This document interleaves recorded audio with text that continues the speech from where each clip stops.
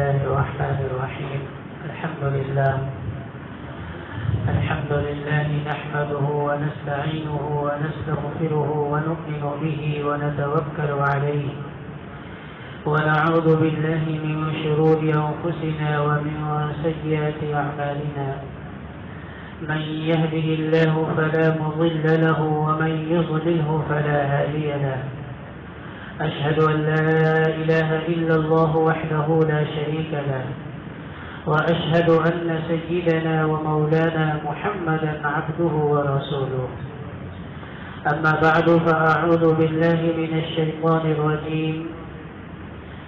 ألهاكم التكاثر حتى زرتم المقابر كلا سوف تعلمون ثم كلا سوف تعلمون كلا لو تعلمون علم اليقين لترون الجحيم ثم لترونها عين اليقين ثم لتسألن يومئذ عن النعيم. صدق الله العظيم. عن عبد الله بن مسعود رضي الله تعالى عنه قال قال رسول الله صلى الله عليه وسلم لا تزول قدم ابن آدم حتى يسأل لا تزول قدم ابن آدم عند ربه حتى يسأل عن خمس: عن عمره فيما أفناه وعن شبابه فيما أبلاه وعن ماله من أين اكتسبه وفيما أنفقه وماذا عمل لما علم أو كما قال عليه الصلاة والسلام. محترم بزرگوں، عزیز دوستوں اور ساتھیوں، حضرت عبداللہ بن مسعود رضی اللہ تعالی عنہ جلیل القدر صحابی ہیں اور اللہ کے رسول صلی اللہ علیہ وسلم کی صحبت کو انہوں نے اٹھایا ہے اور آپ صلی اللہ علیہ وسلم سے خوب فیض حاصل کیا ہے، علم حاصل کیا ہے اور اس علم کو حاصل کر کے امت تک پہنچایا ہے. ابھی جو حدیث میں نے آپ کے سامنے پڑھی ہے اس کے راوی حضرت عبداللہ بن مسعود رضی اللہ تعالی عنہ ہی ہیں. وہ کہتے ہیں کہ رسول اللہ صلی اللہ علیہ وسلم نے ایک موقع پر ارشاد فرمایا: لا تزول قدم ابن آدم عند ربه يوم القیامہ، کہ قیامت کے دن کسی انسان کا قدم رب دو عالم کے سامنے سے نہیں ہٹ سکیں گے جب تک کہ اس سے حتی یسأل عن خمس، 5 چیزوں کے بارے میں پوچھ نہ لیا جائے. تو قیامت کے دن ہر انسان کو اللہ کے سامنے کھڑا کیا جائے گا اور اللہ تبارک و تعالی اس سے 5 چیزوں کے بارے میں پوچھیں گے. عبداللہ بن مسعود رضی اللہ تعالیٰ عنہ فرماتے ہیں کہ اللہ کے نبی صلی اللہ علیہ وسلم نے ان 5 چیزوں کی تفصیل بتلائی. فرمایا: عن عمره فیما افناه، ہر انسان سے اس کی عمر کے بارے میں سوال کیا جائے گا کہ تم نے اپنی زندگی کو کیسے صرف کیا، کیسے خرچ کیا، کس طرح زندگی گزار کر کے آئے ہو. یہ پہلا سوال ہوگا. دوسرا سوال یہ ہوگا: وعن شبابه فیما ابلاه، زندگی میں ہی جوانی بھی شامل ہے لیکن جوانی کی ایک اہمیت ہے، اس لیے اللہ کے نبی صلی اللہ علیہ وسلم نے فرمایا کہ ہر انسان سے یہ بھی سوال کیا جائے گا کہ اپنی جوانی کو کہاں گزار دیا اور کس طرح جوانی کو استعمال کیا. تیسرا سوال کیا جائے گا مال کے سلسلے میں: وعن ماله من أين اكتسبه، کہ مال کو کہاں سے کمایا، کیسے کمایا. اور چوتھا سوال بھی مال سے متعلق ہوگا: وفيما أنفقه، اور مال کو کہاں خرچ کیا، کیسے خرچ کیا. اور 5واں سوال ہوگا: وماذا عمل لما علم، جو کچھ سیکھا اس پر کتنا عمل کیا. یہ 5 سوالات ایسے ہیں کہ یہ 5 سوالات اللہ تبارک و تعالی کل قیامت کے دن ہر فرد بشر سے ہر انسان سے اپنے سامنے کھڑا کروا کر کے پوچھیں گے کہ بندے بتاؤ اپنی عمر کو کہاں صرف کیے، اپنی جوانی کو کہاں لگا دیا، مال کس طرح کہاں سے کمایا اور کس طرح کہاں پر خرچ کیا، اور جو کچھ تمہیں علم میں نے عطا کر رکھی تھی اس پر تم نے کتنا عمل کیا۔ ہر انسان سے، ہم میں سے، مجھ سے بھی، آپ سے بھی، اور آدم علیہ السلام سے لے کر کے آخری انسان تک جو قیامت تک آنے والا ہے، ہر ایک انسان سے اللہ تبارک و تعالی ان 5 چیزوں کے بارے میں سوال فرمائے۔ تو میرے محترم بزرگوں اور دوستو، یہ 5 چیزیں ایسی ہیں کہ اللہ کے نبی صلی اللہ علیہ وسلم نے ہمیں بتلا دیا، اللہ کے نبی صلی اللہ علیہ وسلم نے ہمیں سمجھا دیا اور ہمیں سکھلا دیا، اور پرچہ بالکل آؤٹ کیا گیا کہ دیکھو یہی سوال ہوں گے، اس کے سوا کوئی اور سوال نہیں کیا جائے گا، جو اور سوالات ہوں گے وہ بعد کے سوالات ہوں گے، لیکن یہ لازمی سوالات ہوں گے۔ ان سوالات سے ہر ایک کو گزرنا پڑے گا، ہر ایک سے یہ 5 سوالات کیے جائیں گے۔ دنیا میں ایسا نہیں ہوتا۔ دنیا میں اگر کسی اسکول کا امتحان ہو اور یہ پتہ چل جائے کہ سوال کے بارے میں بچوں کو کچھ پتہ چل گیا ہے تو کہا جاتا ہے کہ پرچہ آؤٹ ہو گیا، اب اسے کینسل کرو اور دوسرا پرچہ بنا کر کے بچوں کو دو، تاکہ سوالات وہ کیے جائیں گے جو پہلے سے معلوم نہ ہو۔ لیکن اللہ کے نبی صلی اللہ علیہ وسلم اتنے مہربان اور خود اللہ تبارک و تعالی اتنے کریم، اتنے مہربان کہ اللہ تبارک و تعالی نے اپنے حبیب صلی اللہ علیہ وسلم کی زبانی ہمیں 5 سوالات بتلا دیے کہ دیکھو یہ سوالات کل قیامت کے دن اللہ تبارک و تعالی کے سامنے تم سب سے کیے جائیں گے۔ تو اس لیے ہمیں ان 5 سوالات کے سلسلے میں 5 سوالات کو سمجھ کر اور ان سوالات کے مطابق اپنی زندگی کو بنانے کی کوشش کرنی چاہیے۔ ہم دنیا میں دیکھتے ہیں کہ روز کوئی بچہ اس دنیا میں آتا ہے، پیدا ہوتا ہے، یہ نظام اللہ تبارک و تعالیٰ کا چلا آ رہا ہے۔ تو پیدا ہوا، پیدا ہونے کے بعد بڑا ہوا، جوان ہوا، اذیر عمر کو پہنچا، بوڑھا ہوا، اس دنیا سے چلا گیا۔ ایک ترتیب ہے، لیکن اس کے برخلاف بھی ہوتا ہے۔ کوئی بچپن میں ہی جاتا ہے، کوئی جوانی میں ہی جاتا ہے، بڑھاپے کی عمر کو نہیں پاتا۔ تو جو بھی اس دنیا میں آتا ہے وہ اس دنیا سے جاتا ہے۔ ہر ایک اس دنیا سے جانے کے لیے ہی آیا ہے۔ دنیا میں کوئی ایک ایسی مثال نہیں، کوئی ایک ایسی نظیر نہیں کہ کوئی آیا ہو اور ابھی تک گیا نہ ہو، یا کوئی آئے اور وہ قیامت تک جائے گا نہیں۔ جو آیا ہے وہ اس دنیا سے جائے گا۔ اس کی مثال مل جائے گی کہ بغیر باپ کے اللہ نے کسی کو پیدا کر دیا، بغیر ماں باپ کے اللہ نے آدم علیہ السلام کو پیدا کر دیا، بغیر ماں کے اللہ تبارک و تعالیٰ نے حضرت حوا کو پیدا کر دیا۔ اس کی مثال مل جائے گی کہ اللہ تبارک و تعالیٰ نے پانی میں نہیں ڈبویا۔ اس کی مثال مل جائے گی کہ آگ میں جانے کے بعد بھی کوئی بچ سکتا ہے، لیکن کوئی اس دنیا میں آیا ہو اور آنے کے بعد اس دنیا سے نہیں گیا ہو، اس کی ایک مثال بھی دنیا میں نہیں مل سکتی۔ کل من علیہا فان، ہر ایک پر فنا پاری ہونے والی ہے، ہر ایک کو اس دنیا سے جانا ہے، ہر ایک اس دنیا میں مسافر ہے۔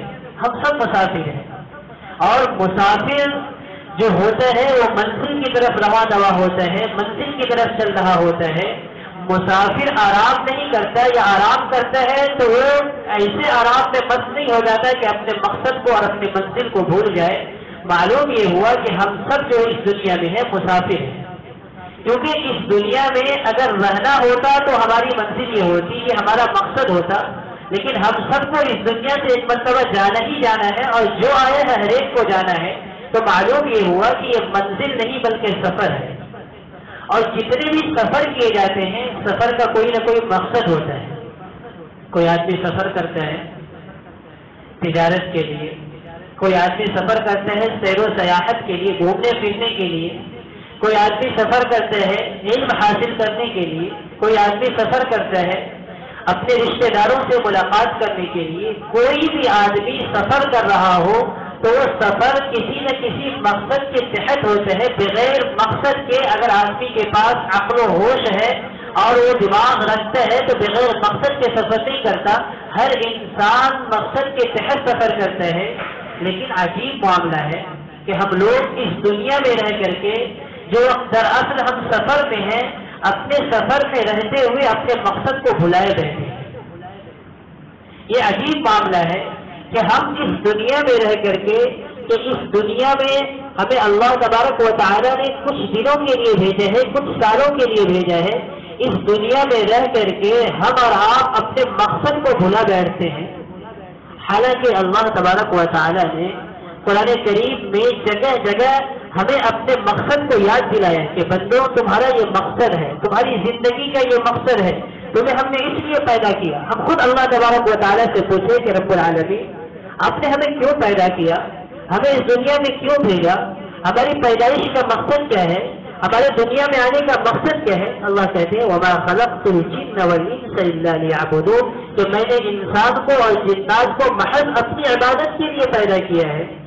اللہ فرماتے ہیں أَفَحَسِبْتُمْ أَنَّمَا خَلَقْنَاكُمْ عَبَثًا کیا تم یہ گمان کرتے ہو، تمہارا یہ خیال ہے کہ ہم نے تمہیں بیکار اور لغو اور فضول پیدا کیا ہے.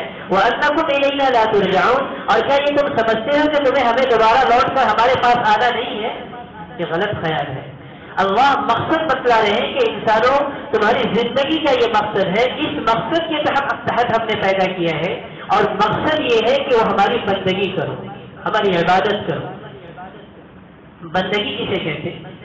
بندگی کہتے ہیں کہ جو ہم کہیں وہ کرو، جو کہیں مت کرو وہ مت کرو، جیسا کہیں ویسا کرو، جیسا کہیں کہ ویسا مت کرو تو ویسا مت کرو. اسے بندگی کہتے ہیں.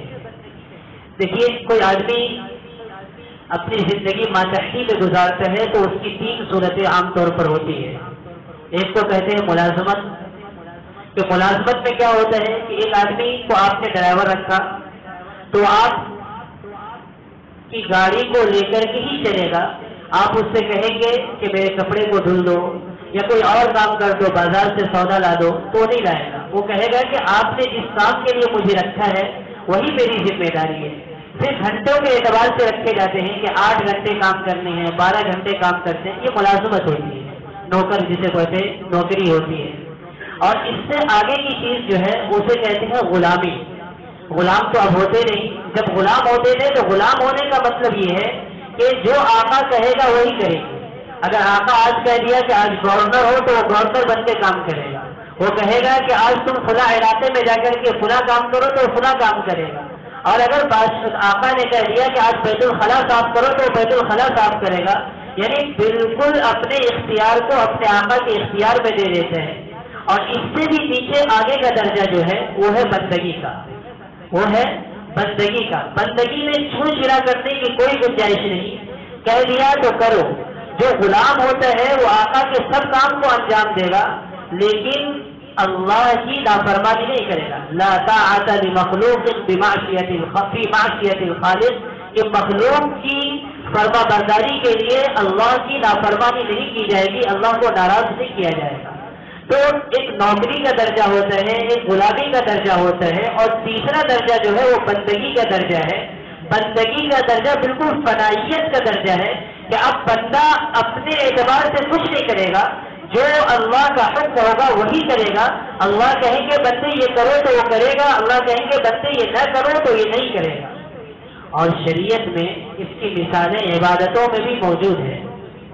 نماز کتنی اہم عبادت ہے اور نماز کے چھوڑنے پر کتنی سخت وعیدیں وارد ہوئی ہے. لیکن کچھ اوقات ہیں، سورج کے نکلنے کے وقت، استوائے شمس کے وقت، سورج کے غروب ہونے کے وقت، ان اوقات میں نماز پڑھنے کو منع کیا گیا. اب اگر نماز پڑھو گے، اللہ کا حکم ہے کہ بندے نماز مت پڑھو. اب اگر آپ نماز پڑھیں گے گنہگار ہو. روزہ رکھنا کس قدر اہم عبادت ہے، لیکن آدمی روزہ عید الفطر کے دن رکھے، عید الاضحیٰ کے دن رکھے، ایام تشریق کے دنوں میں رکھے. فرمایا ان دنوں میں روزہ رکھے گا گنہگار ہو جائے گا. تو مطلب یہ ہے تمام چیزوں کا کہ دین جو ہے وہ اتباع کا نام ہے. اللہ کی اتباع، رسول اللہ صلی اللہ علیہ وسلم کی اتباع. اپنی منمانی نہیں، اپنی خواہشات کو قربان کرنا ہے اور اپنی منمانیوں کو قربان کرنا ہے، اپنی آرزوؤں کو قربان کرنا ہے، اپنی تمناؤں کو قربان کرنا ہے، اپنی امنگوں کو قربان کرنا ہے. یہ دین ہے. دین نام ہے اتباع کا، نبی اکرم صلی اللہ علیہ وسلم کا اتباع۔ اسی لیے اللہ تبارک و تعالیٰ نے صرف کتابیں نازل نہیں فرمائی، بلکہ اللہ تبارک و تعالیٰ نے کتابوں کے ساتھ انبیاء کرام علیہم الصلوۃ والسلام کو اس دنیا میں بھیجا، نمونہ بنا کر کے بھیجا کہ دیکھو زندگی کے اندر جو بھی واقعات پیش آ جائے اور جو بھی معاملات پیش آ جائے، اس معاملات میں تمہارے لیے رہنمائی کرنے والے یہ ہمارے نبی ہیں، اس نبی کو دیکھ کر کے تم اپنی زندگی میں رہنمائی حاصل کرو، عبادات ہو، معاملات ہو، معاشرت ہو، اخلاقیات ہو، جو بھی ہو، جس شعبے سے بھی تمہیں دشواری پیش آ جائے، اس شعبے میں اللہ کے نبی صلی اللہ علیہ وسلم کی سیرت کو دیکھو، نبی اکرم صلی اللہ علیہ وسلم کے صحابہ کی سیرت کو دیکھو، تمہیں نمونہ مل جائے۔ بیت الخلاء سے لے کر کے آدمی کو سونے تک، اور سونے سے لے کر کے جاگنے تک، صبح سے لے کر شام تک، شام سے لے کر کے صبح تک، کھانا پینا، اٹھنا بیٹھنا، پہننا، ہر چیز میں اللہ کے نبی صلی اللہ علیہ وسلم نے ہمارے لیے نمونہ چھوڑا ہے کہ ہم اچھے اعمال کریں۔ اللہ تبارک و تعالیٰ ہم سے اچھے اعمال کو طلب کرتے ہیں۔ اچھے اعمال اسی وقت بنیں گے جب ہم اپنے اعمال کو نبی کریم صلی اللہ علیہ وسلم کے بتائے ہوئے طریقے کے مطابق کریں گے۔ کتنے سارے واقعات اور کتنی ساری سیرت میں مثالیں ہمیں ملتی ہیں کہ اللہ کے نبی صلی اللہ علیہ وسلم نے کہاں کہاں رہنمائی فرمائی۔ سلمان فارسی رضی اللہ تعالیٰ عنہ سے لوگوں نے مذاق کے طور پہ کہا کہ تمہارے نبی کیسے ہیں کہ تمہارے نبی تمہیں بیت الخلاء جانے کا بھی طریقہ بتلاتے۔ انہوں نے کہا کہ تمہیں یہی تک معلوم ہے، ہمیں بیت الخلاء پہ جا کر کے پانی کیسے استعمال کرنا ہے اور کیسے بیٹھنا ہے، اس کا بھی طریقہ ہمیں ہمارے نبی صلی اللہ علیہ وسلم بتلاتے۔ اللہ نستقبل القبلۃ والا نستنجی بایماننا، کہ ہم قبلہ کی طرف رخ نہ کریں، پیٹھ نہ کریں، اپنے دائیں ہاتھ کو استعمال نہ کریں، اس کی بھی تعلیم ہمیں نبی کریم صلی اللہ علیہ وسلم دیتے ہیں۔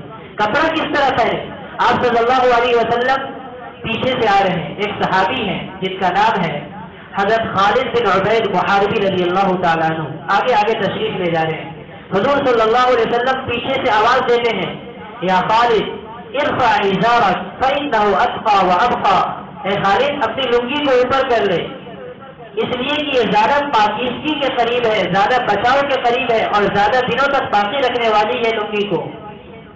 حضرت خالد رضی اللہ تعالیٰ عنہ کہتے ہیں، حضرت عبید رضی اللہ تعالیٰ عنہ کہتے ہیں کہ میں نے پیچھے پلٹ کر کے دیکھا تو میری مسرت کی انتہا نہ رہی کہ وہ نبی کریم صلی اللہ علیہ وسلم ہیں اور پیچھے سے آواز دے رہے ہیں، یا عبید ارفع ازارک فإنہ اتقى وابقى، کہ عبید اپنی لنگی کو اوپر کر لو، اس لیے کہ اس سے تمہیں پاکیزگی بھی حاصل ہوگی اور اس سے تمہاری لنگی زیادہ دنوں تک ٹکے گی۔ حضرت عبید رضی اللہ تعالیٰ عنہ کہتے ہیں کہ میں پلٹ کر کے نبی کریم صلی اللہ علیہ وسلم کے پاس آیا اور میں نے کہا، کیونکہ آپ صلی اللہ علیہ وسلم نے علت بیان کی تھی کہ لنگی اس لیے اوپر کر لو فإنہ اتقى، اس لیے کہ لنگی گندگی سے بچی رہے گی، وابقى اور زیادہ دنوں تک چلے گی۔ تو حضرت عبید رضی اللہ تعالیٰ عنہ کہتے ہیں کہ میں نے نبی کریم صلی اللہ علیہ وسلم سے کہا کہ اللہ کے رسول صلی اللہ علیہ وسلم، ہذہ برزۃ ملحا، برزۃ ملحا، ایک معمولی چادر ہے، یہ چادر اگر پھٹ بھی گئی تو کوئی تکلیف کی بات نہیں ہے، تو گھسیٹنے دے رہا ہوں میں۔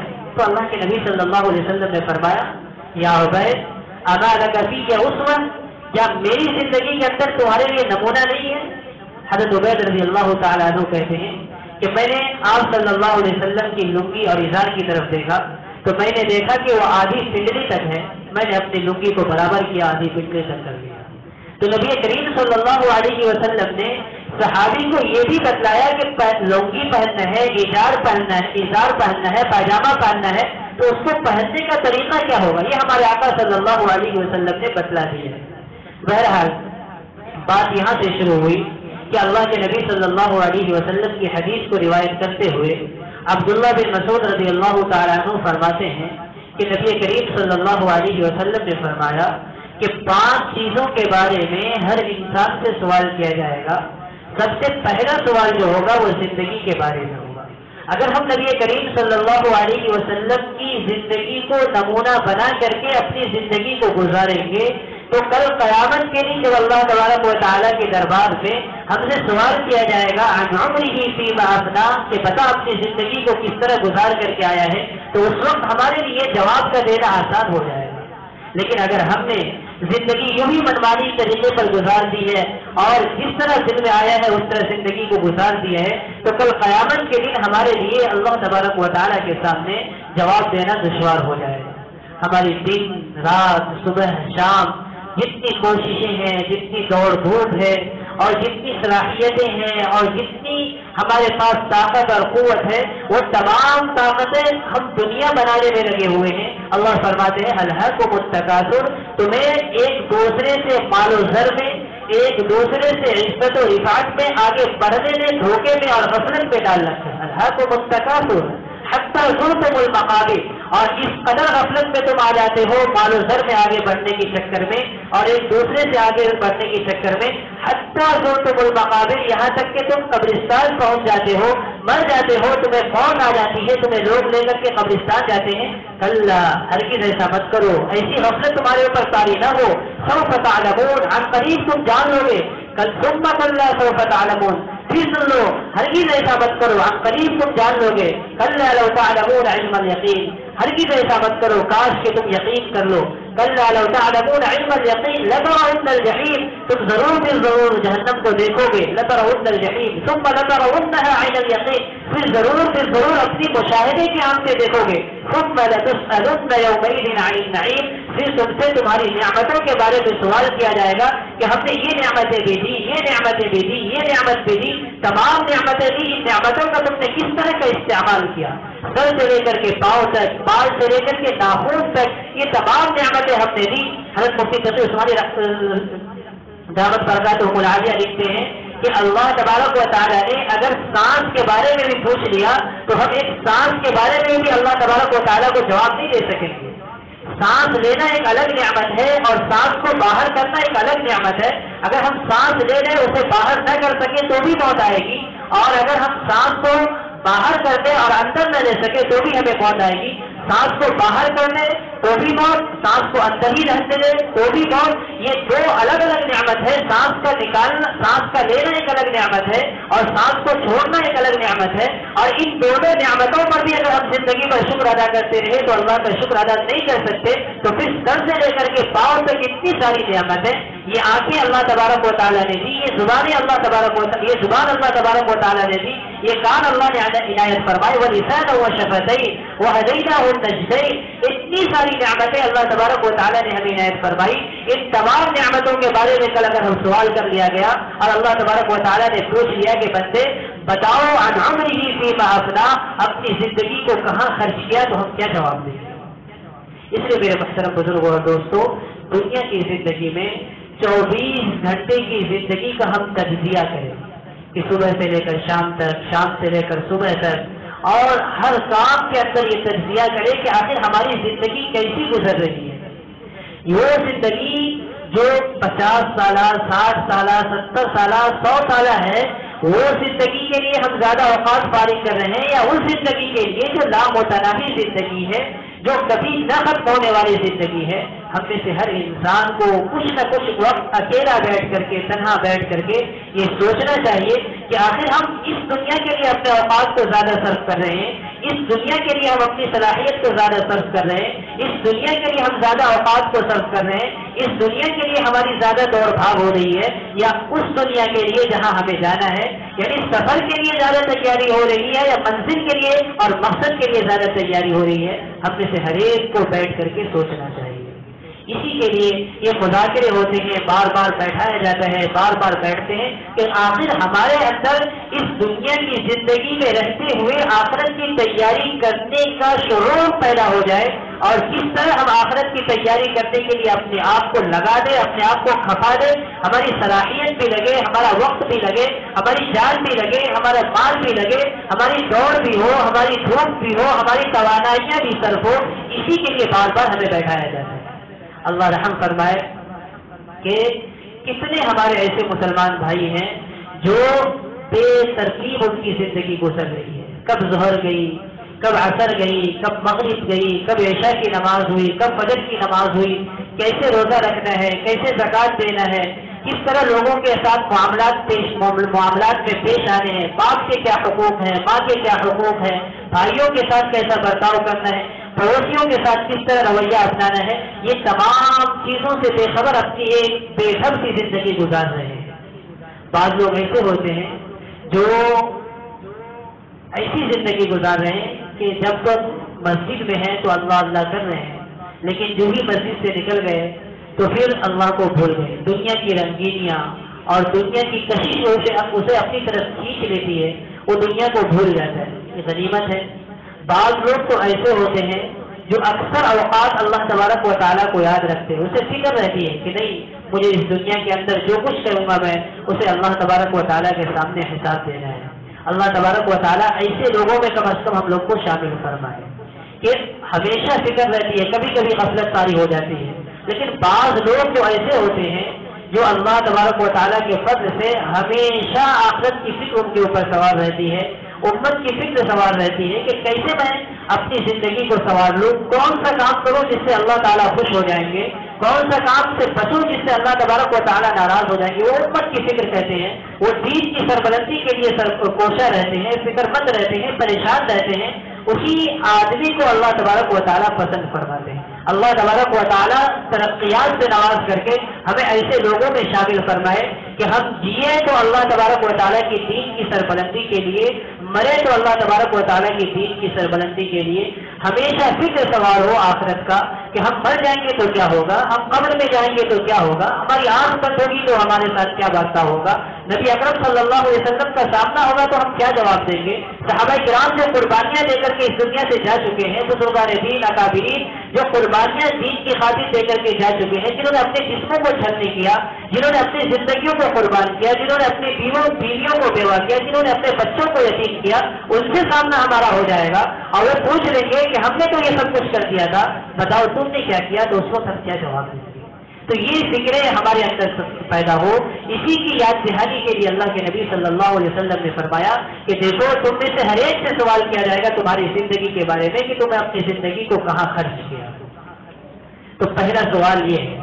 دوسرا سوال جو ہوگا وہ جوانی کے بارے میں اللہ تبارک و تعالیٰ فرمائیں گے کہ وعن شبابہ فیما ابلاہ، کہ اپنی جوانی کو کہاں صرف کیا۔ آج ہمارے نوجوانوں کی ایک بڑی تعداد نشے میں لت ہے، ہمارے نوجوانوں کی ایک بڑی تعداد جو ہے وہ غلط کاموں میں مبتلا ہیں۔ ان کو بچانے والا، ان کو دین کی طرف لانے والا، ان کو دین کی طرف راغب کرنے والا آج پریشان حال ہے کہ کیا کیا جائے۔ اب جا کر کے دیکھیے معاشرے میں، محلے میں نوجوان 16 سال کا نوجوان ہے، 18 سال کا نوجوان ہے، شراب کے نشے میں لت ہے، وہ جسے اپنے ماں باپ کا سہارا بننا چاہیے تھا، اپنے ماں باپ کا بڑھاپے کا لاٹھی بننا چاہیے تھا، اس کے ماں باپ رات کے 12 بجے جاتے ہیں کہ وہ خبر دیتا ہے کہ تمہارا بیٹا گٹر میں گرا ہوا ہے، کوئی خبر دیتا ہے کہ تمہارا بیٹا روڈ پر پڑا ہوا ہے، بچے مذاق اڑا رہے ہیں، کتے اس کے بدن پر پیشاب کر رہے ہیں، وہ ماں باپ اپنے کانپتے ہوئے ہاتھوں سے جاتے ہیں اور اپنے بچوں کو اٹھا کر، یہ حالت ہو گئی ہماری نوجوان۔ علامہ اقبال نے کہا تھا لہو مجھ کو رلاتی ہے جوانوں کی تن آسانی، کہ جوان بزدل ہو گئے، ہمارے نوجوان جو ہے وہ کب ہمت ہو گئے، کب حوصلہ ہو گئے۔ جوانی تو نام ہے امنگوں کا، جوانی تو نام ہے بلند ہمتی کا، جوانی تو نام ہے حوصلوں کا، جوانی تو نام ہے بلند پروازی کا، جوانی تو نام ہے وفا شعاری کا، جوانی تو نام ہے کہ آدمی کے اندر صبر پیدا ہو، جوانی تو نام ہے آدمی کے اندر استقامت پیدا ہو۔ آج ہمارے نوجوان برے لتوں میں لگ کر کے ان کے اندر نہ کوئی امنگ ہے، نہ کوئی آرزو ہے، نہ کوئی تمنا ہے، بس ایک بے حد کی زندگی گزر رہی ہے۔ تو اس وقت ضرورت یہ ہے کہ ہم اس لائن سے دعوت و تبلیغ کی جو محنت چل رہی ہے اور جتنی بھی محنتیں چل رہی ہے، لیکن یہ اتنی کارآمد بات ہے اور اتنی کارآمد کام ہے کہ اس کام کے ذریعے سے وہ نوجوان جو نشے میں لت ہے، بری بری عادتوں میں مبتلا ہے، وہ اللہ کے بندے جب ان کے پاس جاتے ہیں، ہم فکریں کرتے ہیں، ان کے پاس جا کر کے باتیں کرتے ہیں تو اپنے نشے کی لت سے باہر آتے ہیں، اپنی برائیوں کو چھوڑ کر کے آتے ہیں۔ اب وہی نوجوان جو رات میں بیٹھ کر کے شراب خانوں میں شراب پیا کرتے تھے، رات میں مسلے پر اپنے سر کو رکھ کر کے آنسو بہا رہا ہو۔ تو یہ عظیم الشان محنت ہے جو ہمارے اکابرین نے، ہمارے بزرگوں نے ہمارے حوالے کی ہے۔ ہم نے اس کام کے ساتھ بے انتہا ناانصافی کی ہے۔ ہم اپنے اعمال کے ذریعے سے اور ہم اپنے کردار کے ذریعے سے، ہم نے اپنے گفتار کے ذریعے سے اپنے آپ کو بھی نقصان پہنچایا ہے، اس کام کو بھی نقصان پہنچایا ہے۔ اس لیے محترم بزرگوں اور دوستوں، گزارش اس بات کی ہے خاص طور پر اپنے نوجوان دوستوں سے کہ اپنی جوانی کو، اپنی نوجوانی کو جوانی کے اندر دماغی صلاحیت بھی پرواز کرتی ہے، انسان کے اندر طاقت بھی ہوتی ہے، ہاتھ پاؤں بھی کام کر رہے ہوتے ہیں۔ یہ جوانی کو اللہ کی دین کی سربلندی کے لیے استعمال کرے۔ وہ آبی روح جب بیدار ہوتی ہے جوانوں میں، نظر آتی ہے اس کو اپنی منزل آسمانوں میں، نہیں تیرا نشیمن قصر سلطانی کی گنبد پر، تو شاہی ہے بسیرا کر پہاڑوں کی چٹانوں پر۔ علامہ اقبال نے نوجوانوں کے لیے یہی بات کہی تھی کہ نوجوان جب حوصلہ کرے گا، نوجوان جب دعوت و تبلیغ کے لائق پر آئے گا، اپنے اخلاق کو سنوارے گا اور اپنے اخلاق کو سنوار کر کے لوگوں میں جائے گا، تو انشاءاللہ جب ہم کم تعداد میں تھے اور اس ملک میں سمبلانی کر رہے تھے، آج تو بہت بڑی تعداد ہماری ہے، ہمارے اخلاق سنور گئے اور ہم دعوت و تبلیغ کے کام کو سنوار دیا، اپنے میں ہی نہیں بلکہ غیروں میں بھی جا کر کے کام کرنا شروع کر دیا، تو دن دور نہیں کہ اللہ تبارک و تعالیٰ دنیا کی حکمرانی ہمارے ہاتھوں میں دے دے۔ تو میرے محترم بزرگوں، باتیں تو بہت عرض کی جا سکتی ہے، لیکن بات یہ ہے کہ اللہ کے نبی صلی اللہ علیہ وسلم نے 5 چیزوں کے بارے میں جو باتیں بیان فرمائی۔ پہلا سوال جو ہم سب سے ہوگا وہ اپنی عمر کے بارے میں۔ دوسرا سوال جو کیا جائے گا جوانی کے بارے میں کہ بتاؤ جوانی کہاں صرف کی، کیسے خرچ کیا، جوانی میں ہم نے طاقت دی تھی، توانائیاں دی تھی، اس کو کہاں لگایا۔ تیسرا اور چوتھا سوال جو ہوگا وہ مال کے بارے میں ہوگا۔ وعن ماله من أين اكتسبه وفيما أنفقه، مال کہاں سے کمایا اور کہاں خرچ کیا، حلال طریقے پر کمایا یا حرام طریقے پر کمایا، حلال جگہ پر خرچ کیا، جائز جگہوں پر خرچ کیا یا حرام جگہوں پر خرچ کیا، ناجائز جگہوں پر خرچ کیا۔ اللہ تبارک و تعالیٰ مال کے بارے میں دو سوال کریں۔ کہا گیا ہے کہ مال اگر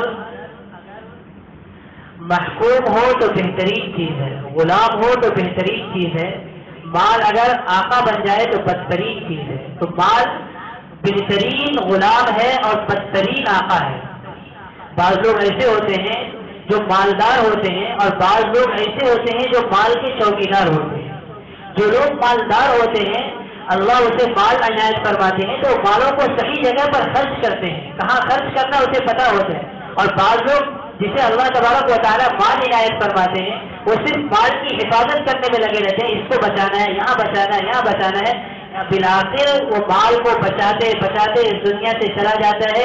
اس کی اولاد آتی ہے، نہ جانے کیسی جگہوں پر خرچ کرتی ہے، عیش اولاد کرے گی، سوالوں کے جوابات ان کو دینے پڑیں گے، یہ چوکیدار ہے۔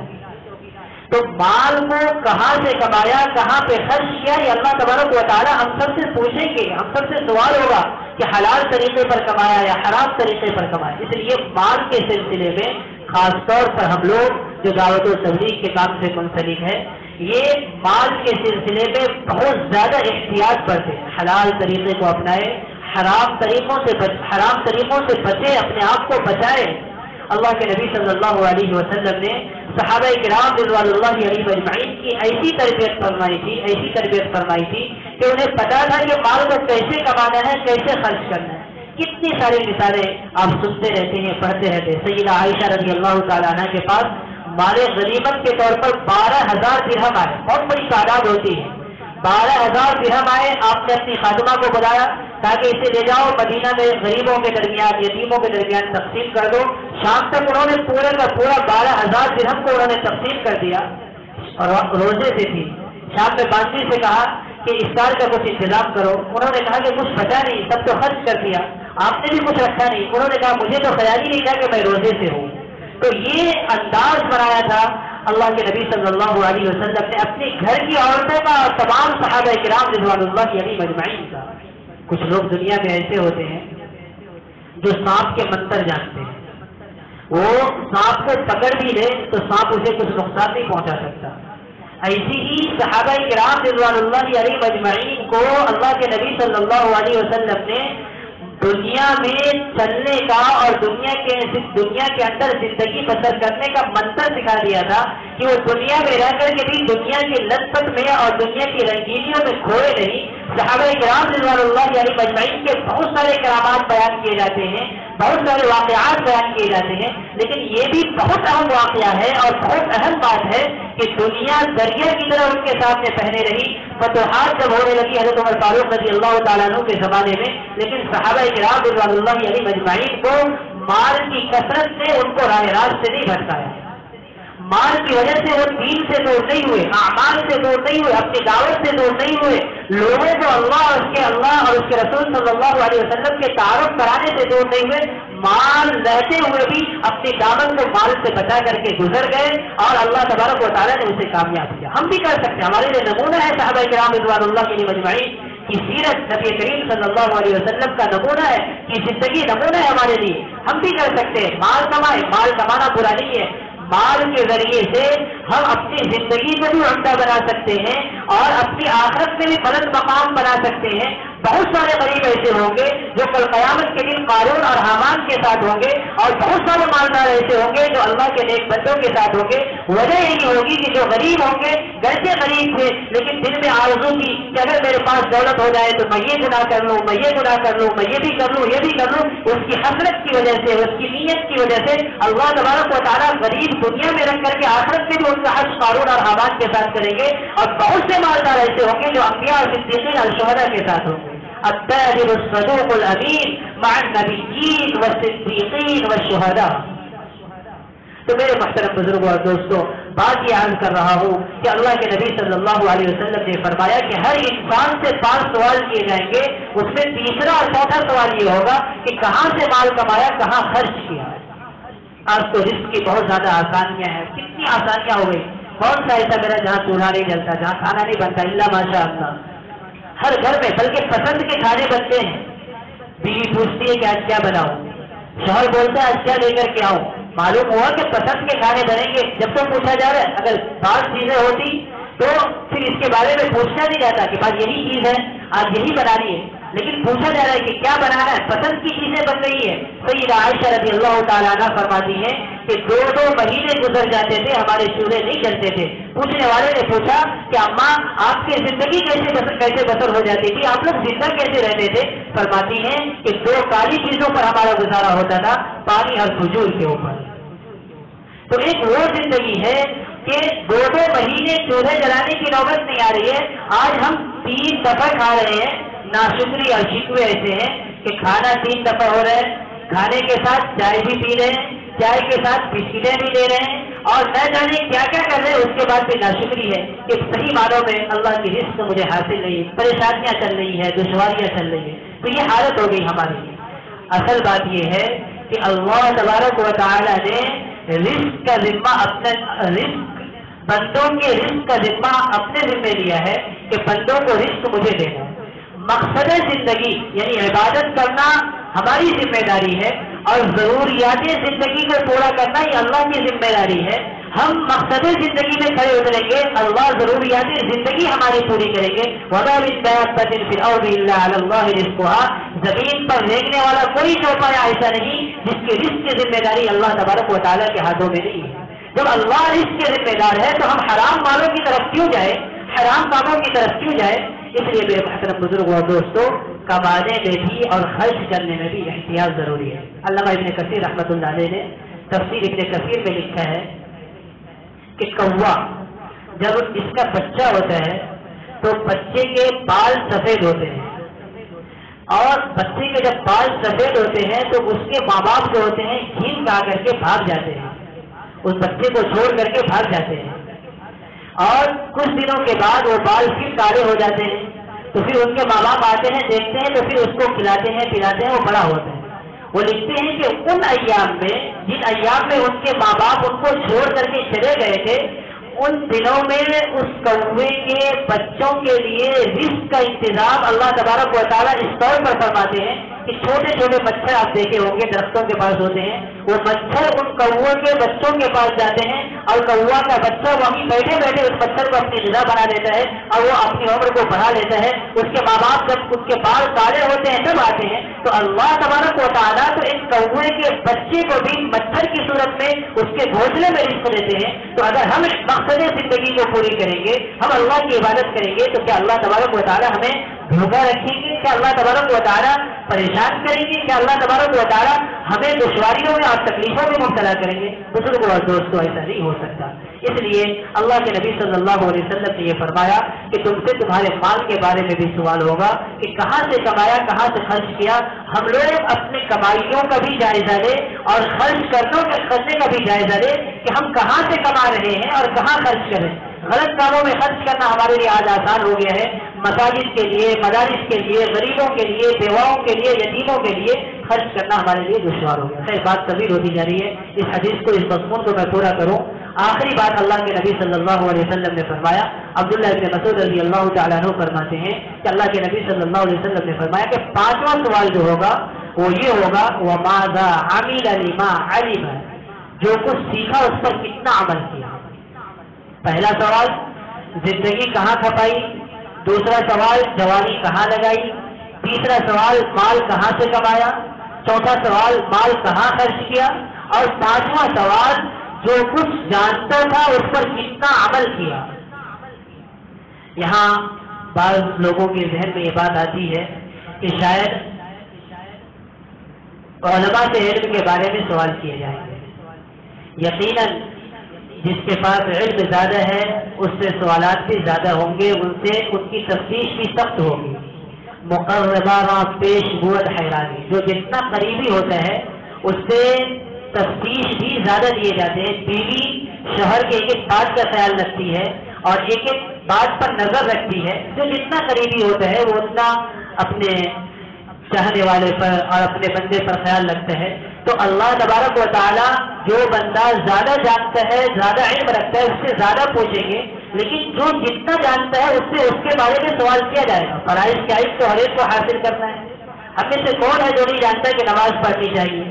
हम में से कौन है जिसको नहीं मालूम कि पहले सबकी फजीलत है, इमाम के पीछे खड़े होंगे तो इसकी बड़ी फजीलत है। हम में से कौन है जिसको नहीं मालूम कि मस्जिद में आने के बाद खामोश बैठना चाहिए, जिक्र अज़कार करनी चाहिए, मस्जिद में शोर गुल नहीं होनी चाहिए, मस्जिद में दुनिया की बातें नहीं होनी चाहिए। हम में से कौन ऐसा है जिसे नहीं मालूम है कि सूद नहीं खाना चाहिए।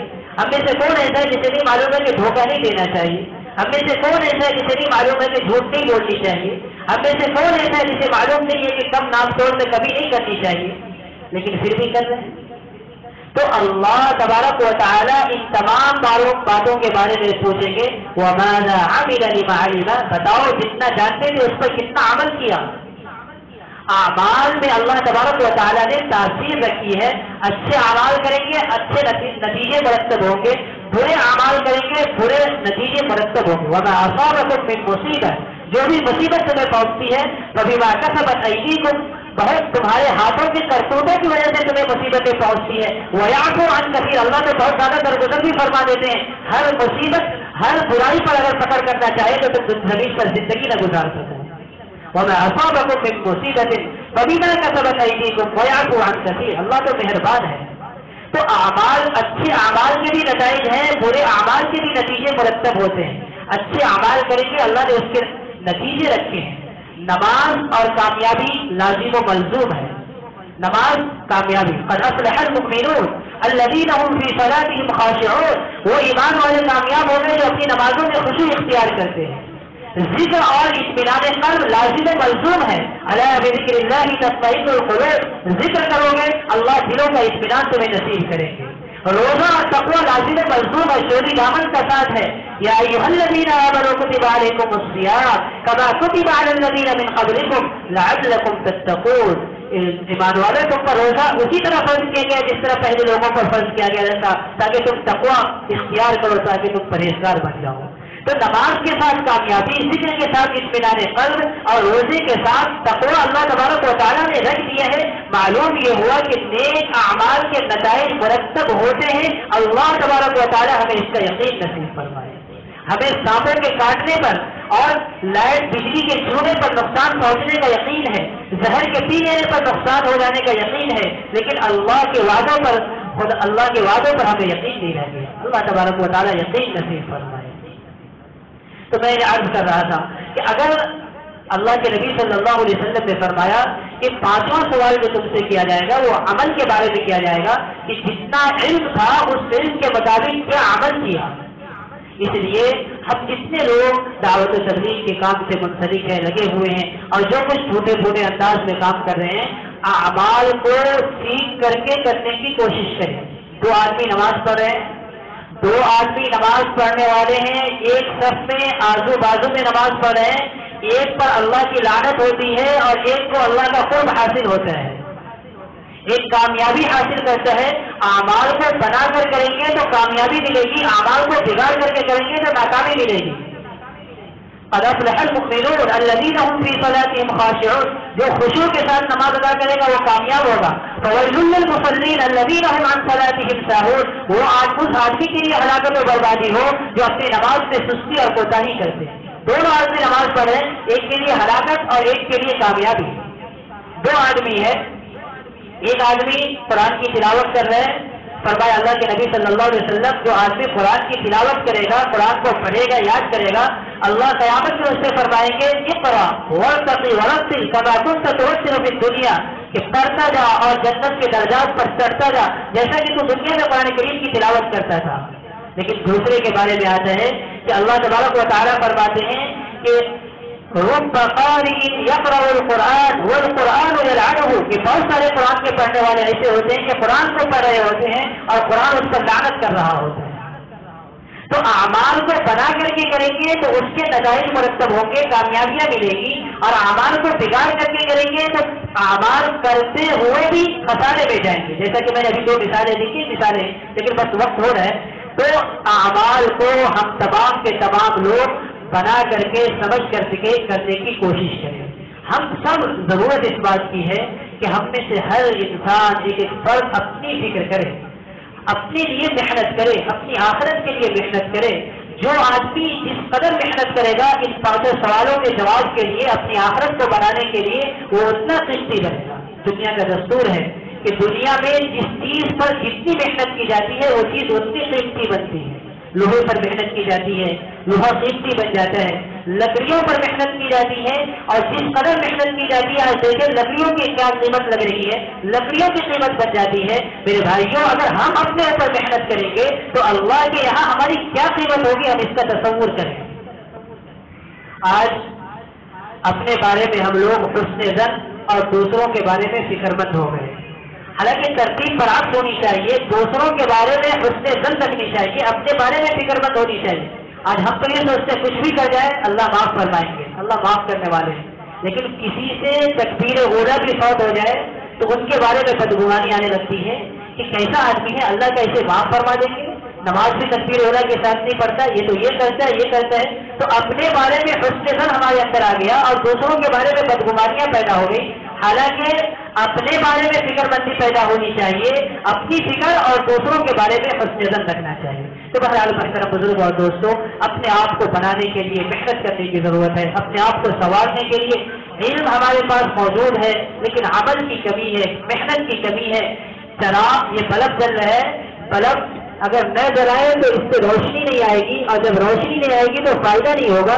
اسی طرح علم ہمارے پاس ہو لیکن علم پر عمل نہ کرے تو اس کا کوئی فائدہ نہیں ہوگا۔ تو جو بھی اللہ تبارک و تعالیٰ نے ہمیں علم دیا ہے اس علم کے مطابق اپنے آپ کو بنائے، سنوارے، تاکہ ہماری آخرت سنور جائے۔ اور آخرت کو بنانے کے لیے، آخرت کو سنوارنے کے لیے اللہ تبارک و تعالیٰ نے ہم سب کو یہ زندگی عنایت فرمائی ہے۔ اس زندگی کے اندر رہتے ہوئے اپنی آخرت کو بنائے، اپنی آخرت کو سنوارے، اور اس زندگی کے اندر رہتے ہوئے اپنے آخرت کو بنانے اور سنوارنے کے لیے بہت آسان سی ترتیب ہے جو ہمارے اکابرین